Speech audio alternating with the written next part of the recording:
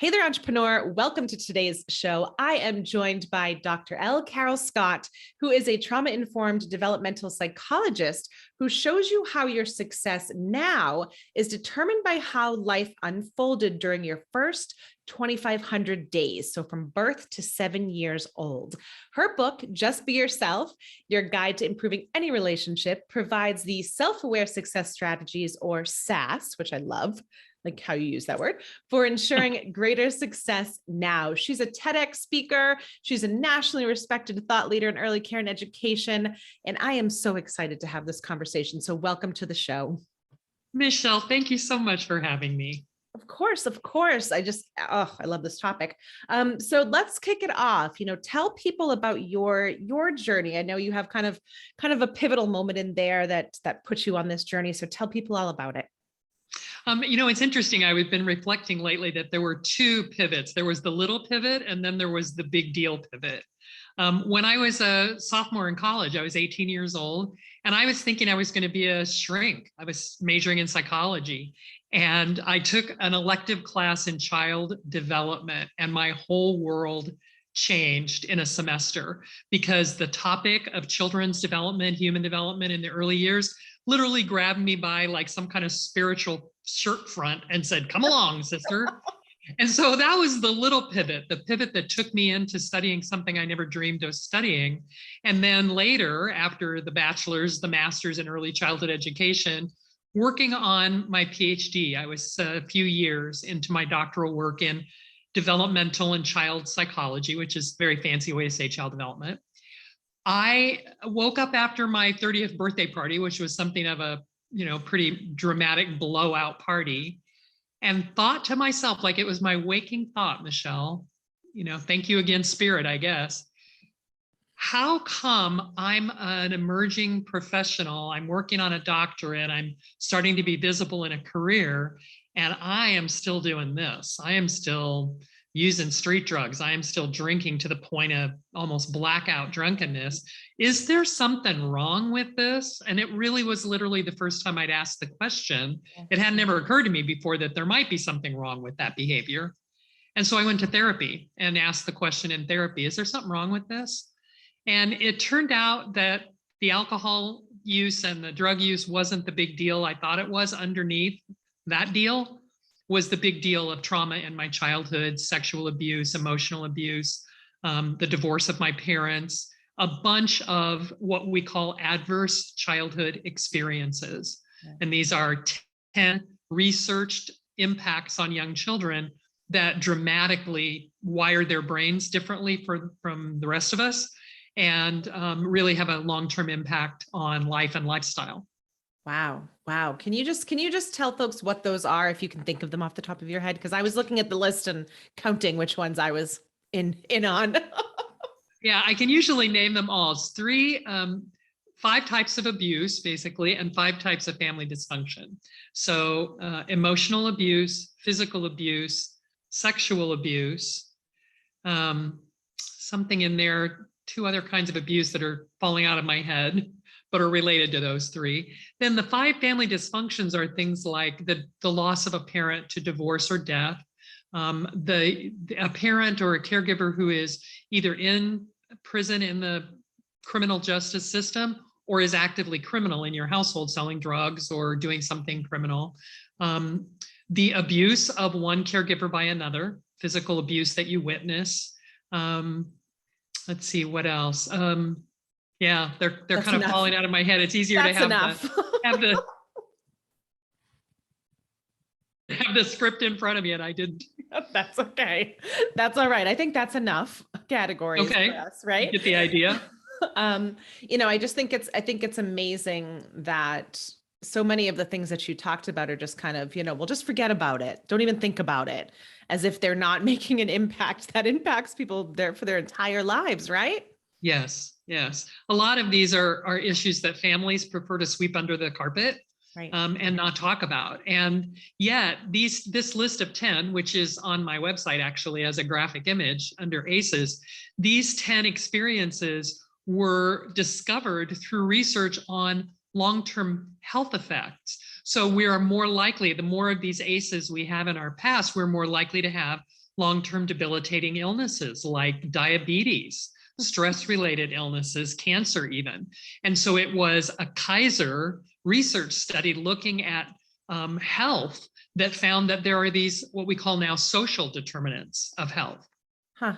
Wow. I mean, it makes sense, right? From It all the does. stuff that's coming out nowadays, right? Like I'm a big believer in like dis-ease, right? Louise Hay and all that good stuff, right? The things that Right. happen in your life, they manifest in your body. So bring us back. So you kind of unearth this about yourself, that really that is the deeper big deal. What happens after that? I spent 7 years in incest recovery therapy, individual therapy, group therapy with other incest survivors. And then I graduated myself from therapy. I thought I was really whole. And what I have learned is I found a baseline of wholeness, and I've been building on it ever since. I continue to find kind of self-directed ways to heal through spirituality, through greater self-awareness, through the creation of my own work. I've done the work that I offer to other people. And then finally, just within the last couple of years, I've discovered the need to really rewire my neural network. And so I'm using applied neurology tools now to help unpack some of the trauma impacts to my nervous system, the ways that I kind of reactively, just like a default, behave in a way that I can't stop myself from behaving because my nervous system is directing me to do that. Right. That's been my latest health approach. That's amazing, because I love the fact that there's more research and more talk about the nervous system and polyvagal responses and just all sorts of things like that. Can you just tell people, give it like a mini background of, how the nervous system really can do what you just said it does? Sure. And it really starts with the fact, Michelle, that we've come into life without a brain. We come in with a skull full of loose neurons, 100 billion neurons that need to be wired together to create the nervous system, to create the brain. And so those ACEs and other experiences, whatever happens in our environment, wires those neurons together.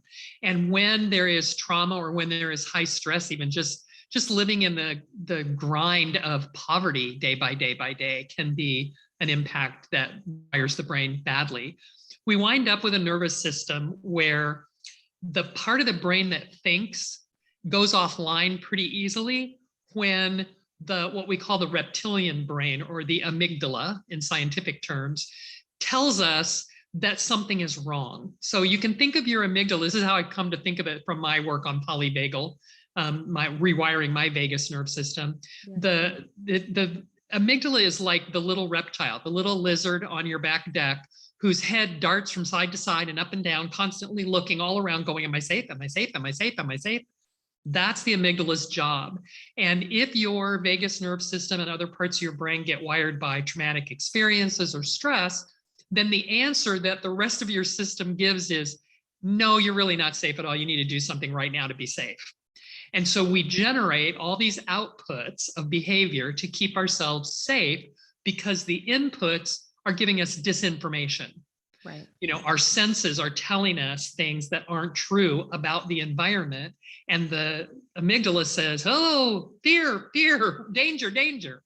And so we start developing behaviors like drinking, drug use, acting out in relationships, acting out sexually. I mean, there's so many ways. Just being defensive, reactively defensive, is a way to keep yourself safe. Yeah. I mean, and if you're somebody who's not in this world, I know a lot too much probably about the polyvagal response, because I've been in situations where my nervous system has been so taxed where it's dropped my heart rate. It's played dead, essentially, right? Right. So like you and I probably know a lot more, but I think what you're describing could be extremely overwhelming for people, right? So I know you've developed like a really great system to kind of bring people back from some of this, right? Correct. So, what happens usually, you've probably heard of fight, flight, or freeze. And there's a new edition called fawn, the people-pleasing response.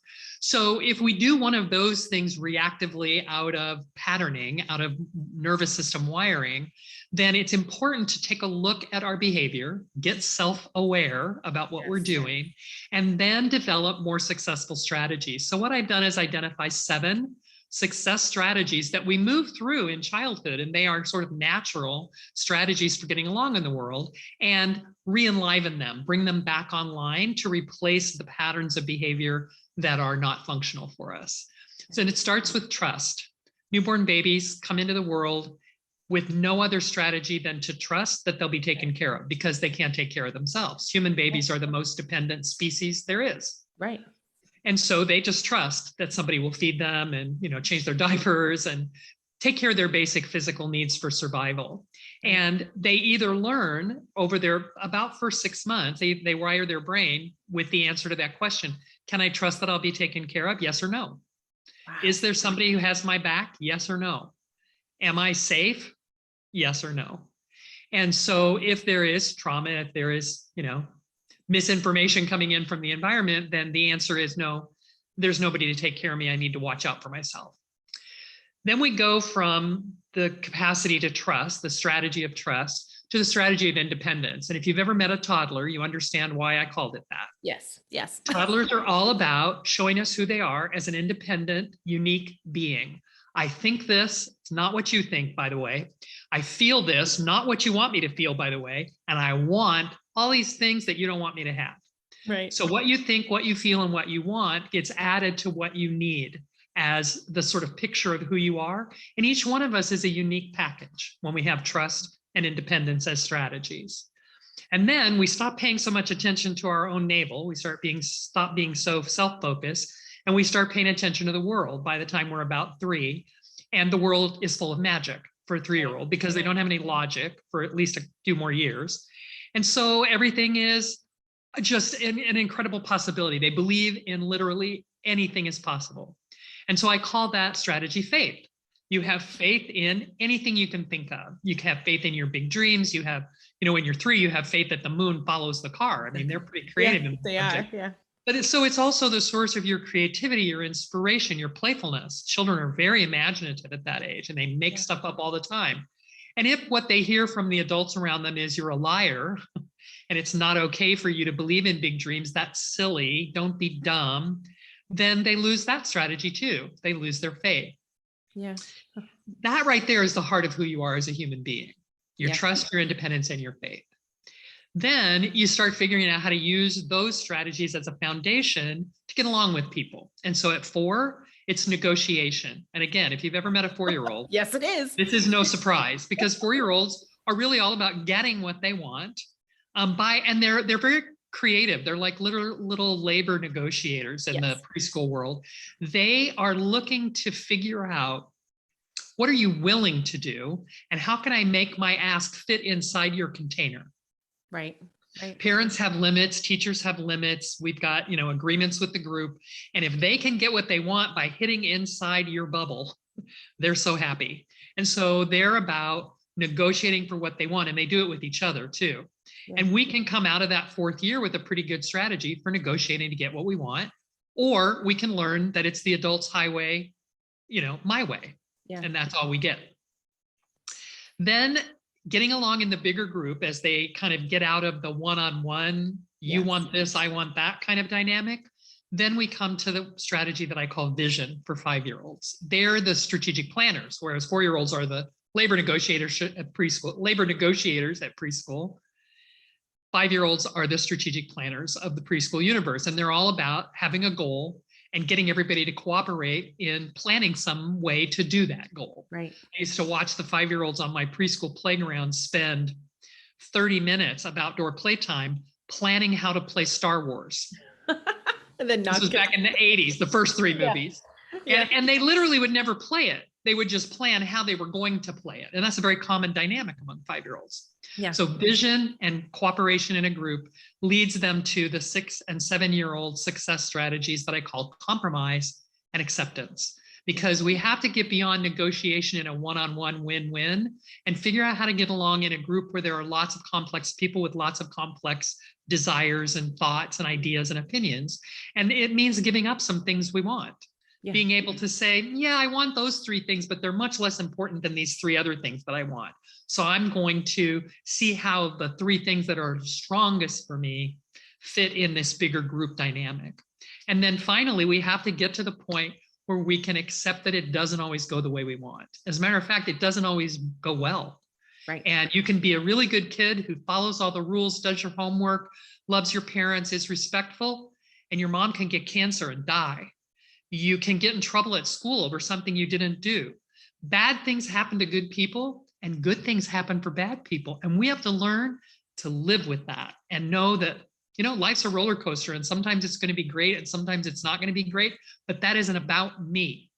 Yes. And keep on with our mission and our purpose. So there they are: trust, independence, faith, negotiation, vision, compromise, and acceptance, the success strategies. Yeah. So I think, number one, thank you, because I think that was very insightful. And I think anyone who doesn't think all of those relate to entrepreneurship is crazy. Because as you were going through them, I was like, and we can use this and we can use that. And this would be handy if more people knew this. Like, in the back of my head, I'm thinking, this isn't just for kids growing up. Like, so can you talk about the bridge into success as an adult with this stuff? Absolutely. Yeah. And I think, what I want people to know now is that they were naturally occurring. They came up for you as a natural phenomenon when you were young, and you either kind of solidified them and got them in your pocket as tool set, or you didn't.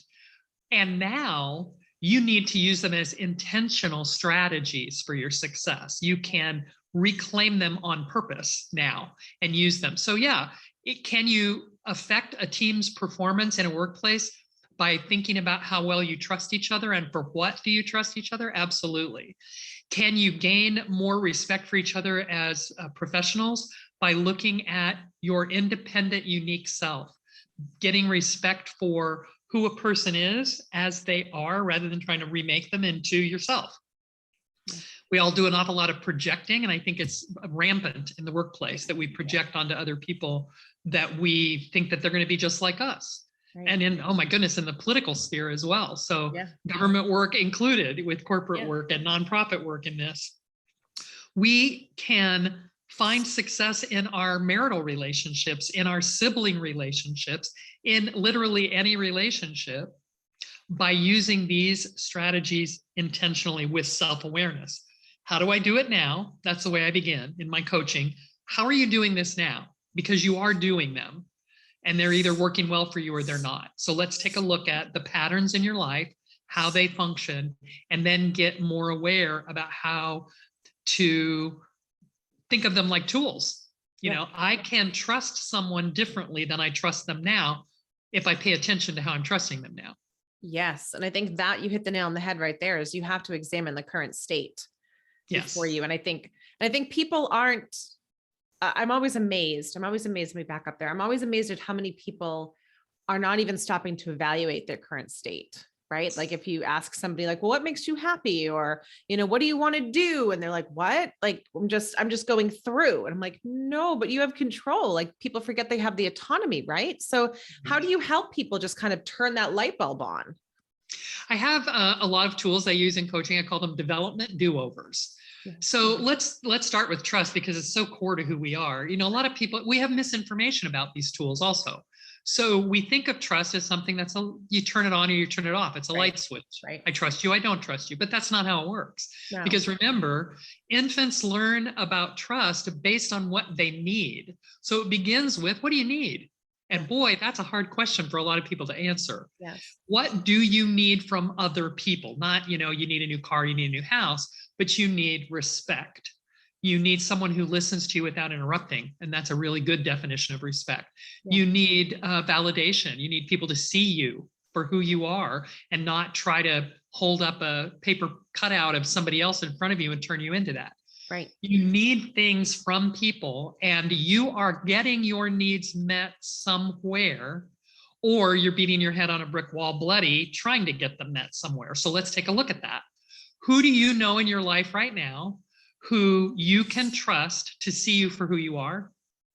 Who do you know in your life right now who you can trust to be there for you when you are off your head, when you need to rant crazy for 5 minutes about something that makes no sense, who will just listen to you, not judge you, not try to fix you, just hear you out, and then say, whew, that sounds hard, right? Who can you trust for those kind of fundamental needs that you have?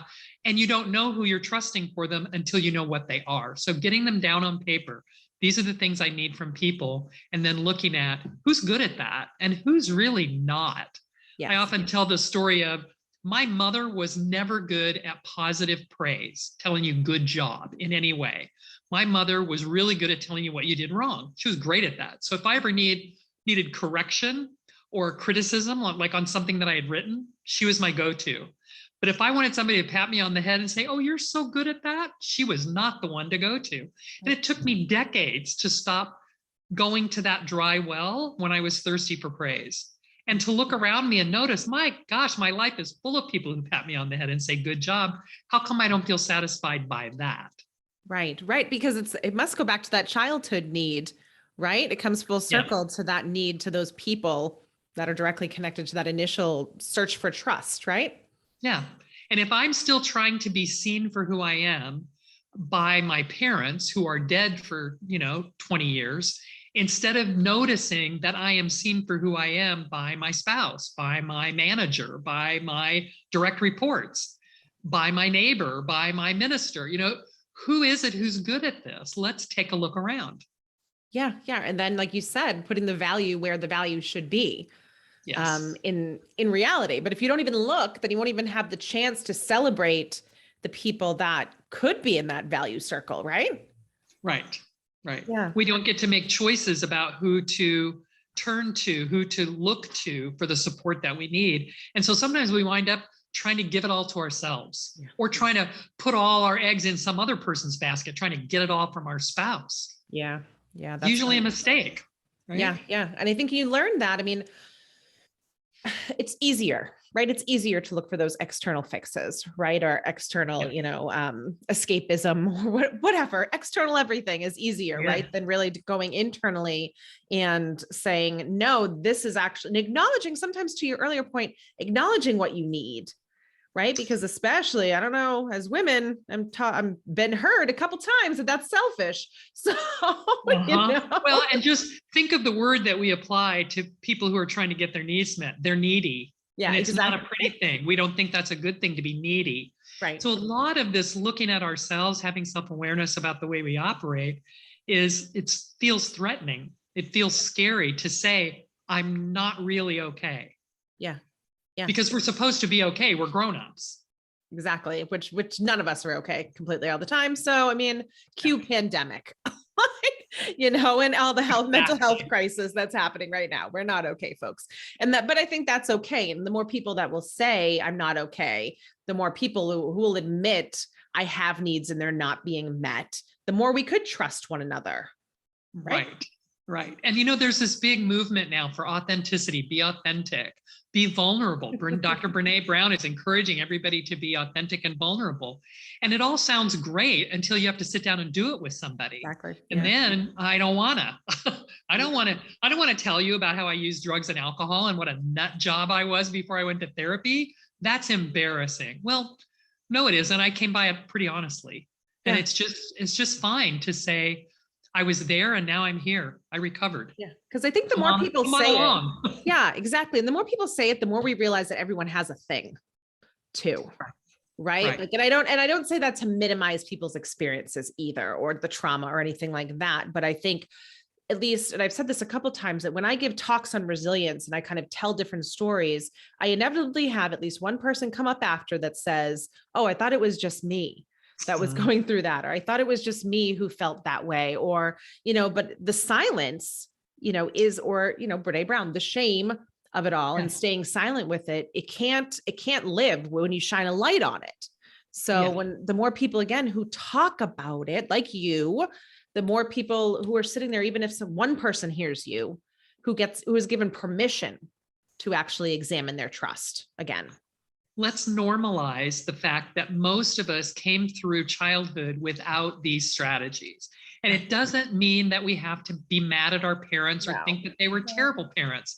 Their brains got wired for them against their permission as well. Yeah. If 80% of your brain is wired by the time you're 3 years old. So all those neurons in your brain, they all get hooked up by the time you're 3, and you didn't have any participation. You were just a passive recipient of the wiring. everybody's like that. Your parents, your siblings, the crazy neighbor who you can't understand their behavior. It's like all of us have that experience. So let's normalize it. Let's talk about it. Yeah. So please tell me that some of that is fixable, because again, I have 2 children and every time I hear stuff like this, I want to like throw up a little bit. So can you talk to me about that, please? Yeah. And really it's all fixable. And my main motto in my work is it is never too late to begin the rewiring process. The work that I do is about repatterning behavior. And I think of it as a way to reverse engineer back into the wiring. So the more I change my behavior, that I can wire my brain differently than it was wired. And also sometimes trauma is so severe and comes so early that we need something more specific to work on the brain itself, on the nervous system. And so now we have wonderful creations, you know, like EFT tapping, EMDR work. Love that. Applied neurology that actually interacts with the nervous system directly and changes the wiring at the ground level, if you will. And so I work really well. I actually just recently did a workshop with an applied neurology coach, and she did her applied neurology work. I did my development do-overs work, and it just fit together beautifully. Yeah. And that way people, I'm so glad that you're saying that it's rewirable, number one, as a parent, but number two, as just a human being, having gone through a lot of the things on that list, from a trauma perspective, it tells me that number one, I'm not defined by it. You know, I think oftentimes we can become defined by certain things and certain traumas in our lives. It's easy to do, right? It takes over everything. Right. But what you're saying is gives people permission to not be, you know, defined by just that. Correct. I mean, it's very easy to say I'm a victim and get petted for being a victim. Right. And I actually, one of my sort of big awakening moments in therapy was the day my therapist said to me, "Do you want to be a victim all your life?" Yes. And I was furious at her for even asking me the question, because of course not, but it was pretty easy to just stay there and go, "Oh, poor me." Yes. But I needed to be a survivor.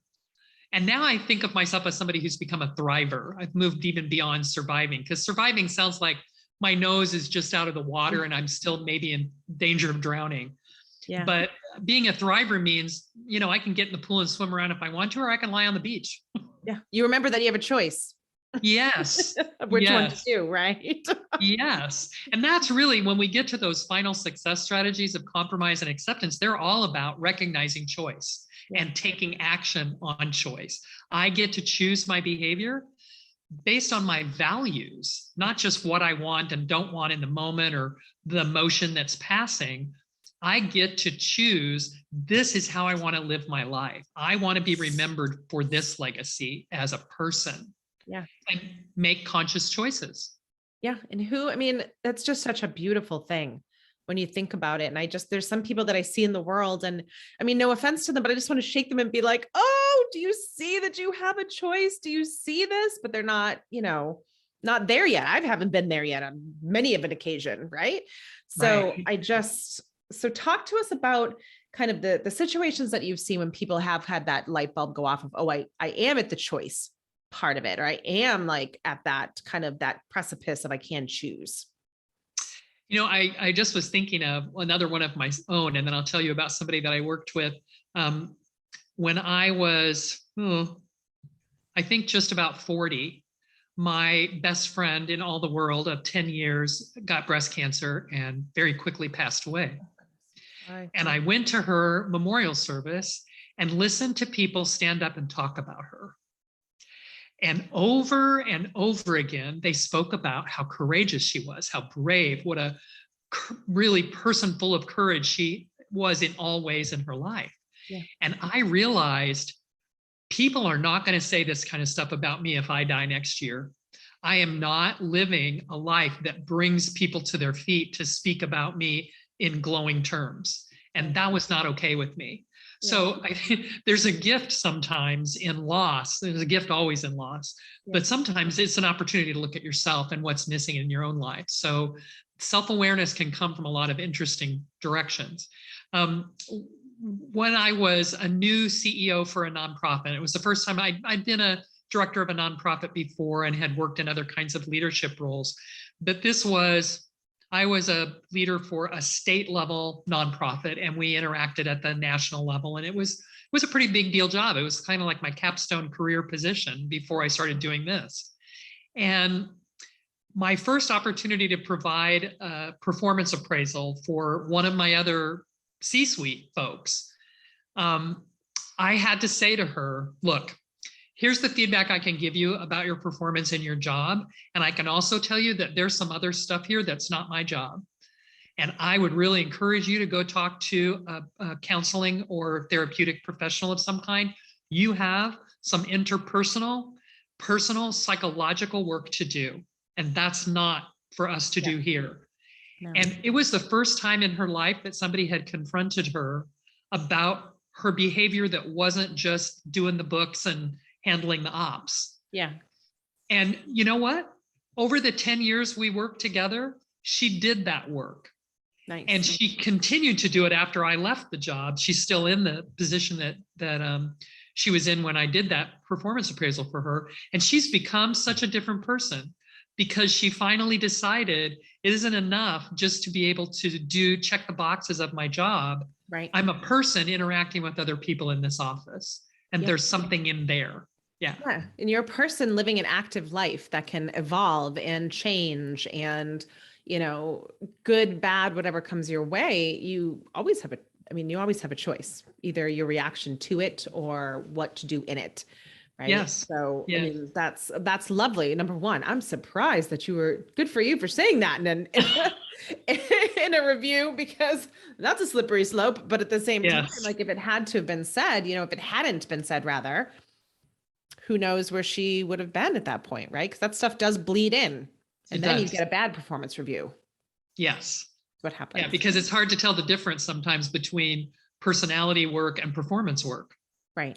Right. Because they're blended, right? And really there shouldn't be a difference on a lot of levels, right? Because they're all one exactly. Person, right.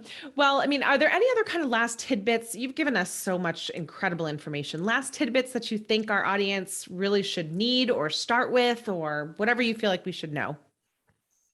I think the most important thing to remember is that it's never too late.